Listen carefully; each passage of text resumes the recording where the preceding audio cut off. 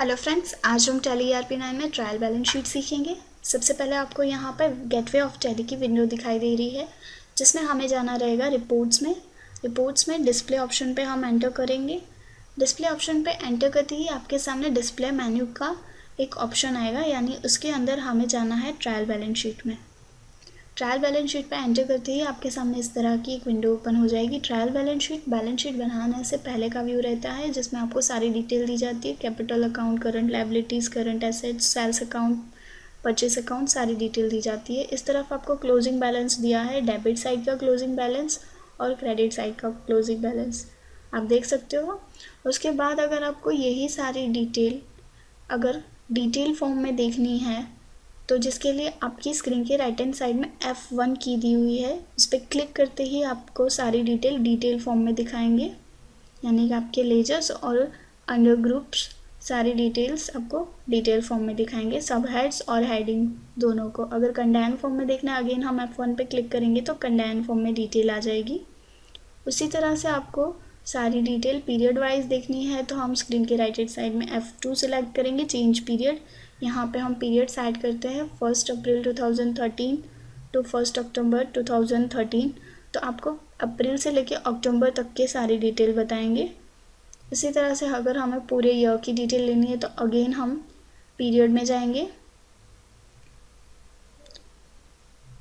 Period पे click करते ही आपके सामने इस तरह का एक बॉक्स ओपन होगा, जिसमें हमें 1 अप्रैल टू 31 मार्च 2014 डालना रहेगा हमें। तो हम यहाँ से चेंज पीरियड में 1 अप्रैल जो हमारा फाइनेंशियल ईयर है, 1 अप्रैल टू 31 मार्च 2014, यहाँ पे हमारा पीरियड डिफाइन किया गया है 13-14, तो हम यहाँ से 13-14 पीरियड अप्लाई करेंगे। तो हमें पूरे ईयर की, यानी 1 अप्रैल जो हमारा फाइनेंशियल ईयर स्टार्ट होता है वहाँ से लेके 31 मार्च तक की हमें सारी डिटेल देंगे। आप देख सकते हो यहाँ पे स्क्रीन के राइट हैंड साइड में टॉप में आपको पीरियड दिखाया जा रहा है। उसी तरह से अगर आपको सारे ग्रुप्स देखने हैं, तो आप ग्रुप्स पे क्लिक करोगे तो नेम ऑफ ग्रुप आइटम्स आपको दिखाएंगे, जिससे जो बेस से हम लेयर क्रिएट कर रहे थे। उसी तरह से अगर आपको सारी डिटेल लीड वाइज देखनी है, तो लीड वाइज पे क्लिक करोगे तो आपको सारी की सारी डिटेल लीड वाइज दिखाएंगे।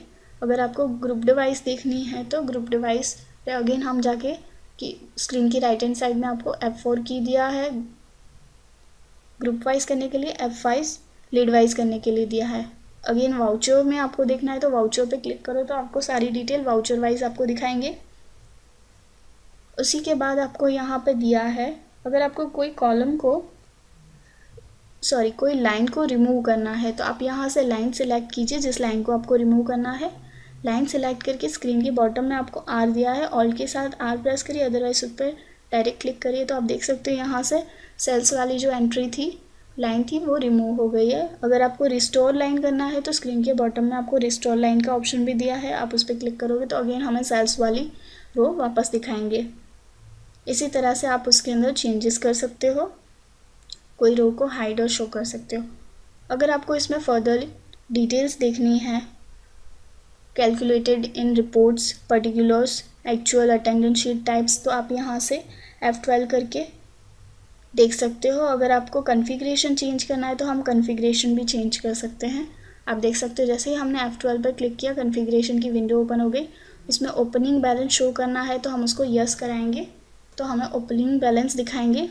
उसी तरह से बाकी ट्रांजेक्शन शो करनी है, तो वहाँ पे भी हम यस दे देते हैं। क्लोजिंग बैलेंस देखना है, तो हम यहाँ से यस करते हैं।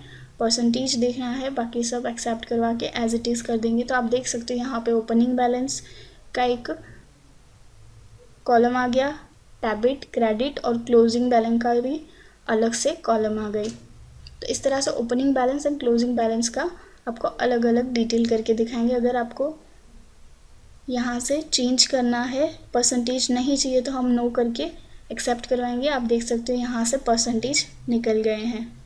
इसी तरह से अगर आपको कॉन्फ़िगरेशन में और भी कोई चेंजेस करना है आपके पेज के लिए, तो आप चेंज कर सकते हो। Thank you.